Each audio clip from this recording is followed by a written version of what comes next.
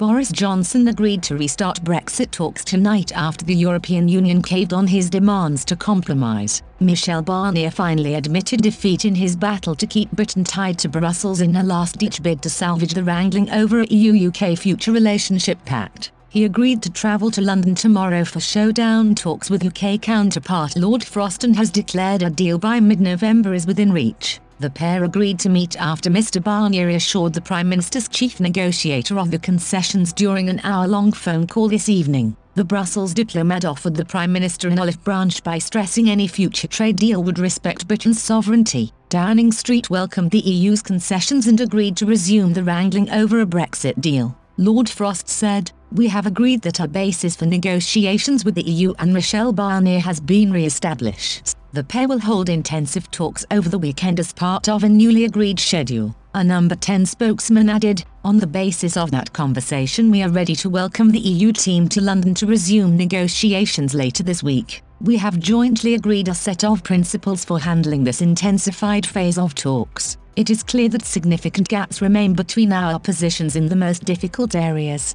but we are ready, with the EU, to see if it is possible to bridge them in intensive talks." In a last gasp limberdown, Mr. Barnier vowed to seek the necessary compromises on both sides in an attempt to convince Downing Street back to the negotiating table. Speaking at the European Parliament in Brussels, he said, "The EU wants a deal that will be mutually beneficial to both parties, a deal representing a balanced compromise. We will seek the necessary compromises on both sides in order to find an agreement, and we will do so right up until the last day it is possible to do so." Mr. Johnson last week paused negotiations to ramp up preparations for a no-deal Brexit, warning Brussels he would only sanction future talks if the bloc signalled acceptance that movement needs to come from the EU side as well as the UK. Business Minister Nadhim Zahawi gave a warm reception to Mr. Barnier's intervention. He said, "It sounds incredibly positive that he's talking about the sovereignty of the United Kingdom. We have always entered these negotiations on the prerequisite, which is only fair and right,